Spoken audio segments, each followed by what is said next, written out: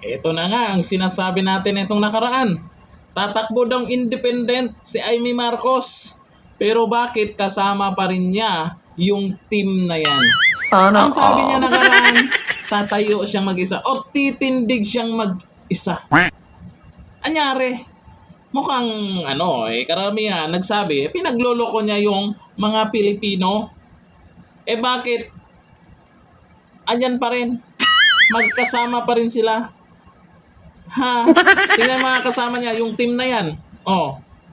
Senate slate ng magaling nating Pangulo.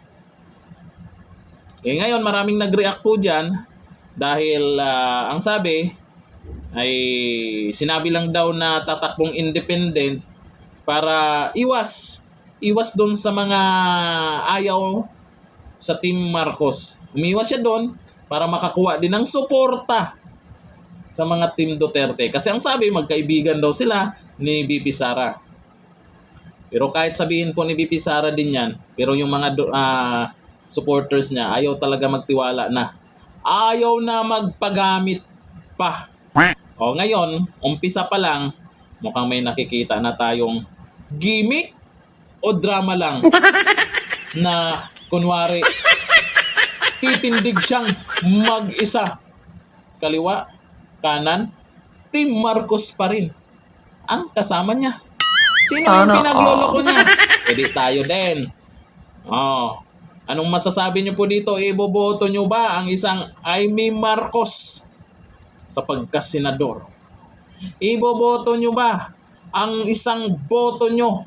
Ipagkitiwala niyo pa rin sa isang Marcos na kung saan umpisa pa lang, bago lang yun nagsalita siya, independent daw. Binalita pa yan may video din tayo nakaraan. Pero kung saan siya pupunta dyan, kung saan siya magpakilala, kung makikita mong kasama niya yung Team Marcos, maniniwala pa ba kayo? Siguro naman matatalino na ang Pilipino ngayon. Siguro naman alam nyo na kung paano pumili ng iboboto nyo kaysa magsisi sa huli.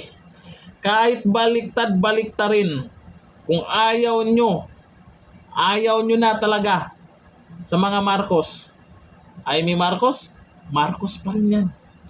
Kahit anong mangyari, papanig at papanig pa rin yan sa kadugo niya.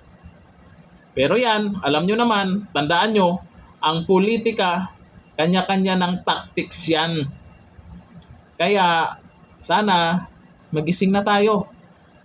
Suportahan nyo ba ito?